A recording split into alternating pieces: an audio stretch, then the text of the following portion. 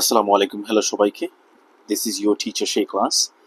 আজকে যারা basic English শিখবেন অথবা স্পোকেন ইংলিশে যারা আছেন তাদের জন্য একটি ভিডিও, গুরুত্বপূর্ণ ভিডিও, কিন্তু ভিডিওটি অবহেলা করা যাবে না এবং পুরো ভিডিওটি দেখে আপনাদের খাতায় নোট করে নিতে হবে। ওকে, তাহলে অক্সিলারি ভার্ব সম্পর্কে আপনারা একটু ডিটেলসে জানতে পারবেন। সো অক্সিলারি ভার্ব মানে হচ্ছে সাহায্যকারী ভার্ব। বাক্য তৈরি করতে এই অক্সিলারি ভার্বের সাহায্যে আপনি বাক্য তৈরি করতে পারবেন সহজে এবং বিভিন্ন মিনিংগুলো খুবই ক্লিয়ারলি আপনি বলতে পারবেন। সেই জন্য অক্সিলারি ভার্ব আপনার খুবই প্রয়োজন। বেসিক ইংলিশে আপনি অক্সিলারি ভার্বগুলো আগে ক্লিয়ার করে নিতে হবে।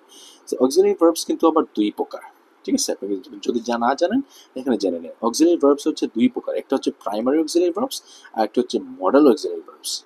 ওকে, তাহলে প্রাইমারি অক্সিলারি ভার্বস কোনগুলা আর মডেলস ভার্বস কোনগুলা আমরা এখন জানবো। প্রথমে প্রাইমারি ভার্বসগুলো জানবো। প্রাইমারি অক্সিলারি ভার্বস এগুলো হচ্ছে বি। আপনারা অনেক সময় যারা একটু উপর ক্লাসে আছেন, হায়ার ক্লাসে আছেন, আপনারা জানেন যে রাইট ফর্ম ভার্বসে অনেক সময় বি লেখা থাকে, গ্যাপের পূর্বে থাকে না? এই যে বি লেখা থাকে, বি দ্বারা কিন্তু এই ওয়ার্ডসগুলো বোঝায় যে am, is, was, were, be, been. যারা হাই স্কুলে পড়েন, কলেজে পড়েন, আপনারা অবশ্যই রাইট ফর্ম ভার্বসে কিন্তু এই বি লেখা পাবেন। এই বি দ্বারা কি বোঝাতে চাচ্ছে?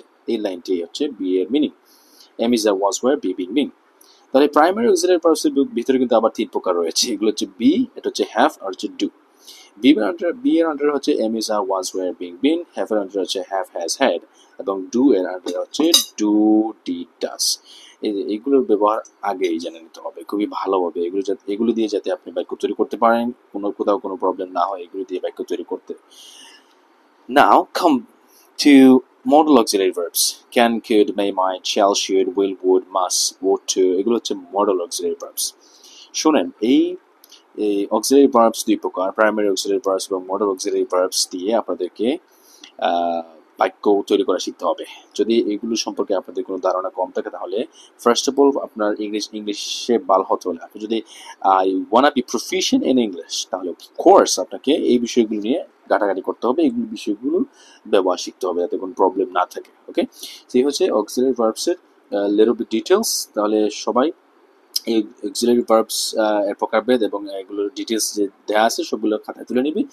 যেখানেই পড়ো আপনাদের টিচারকে বলবে যে এই সবগুলো আমাকে বুঝিয়ে দাও। আর যদি এইগুলোর ব্যবহার আপনি জানেন তাহলে কিন্তু আপনি বেসিককে অনেক ভালো। ওকে, আজকে এই পর্যন্তই, দেখা হবে অন্য কোনো ভিডিওতে। ধন্যবাদ সবাইকে, আসসালামু আলাইকুম।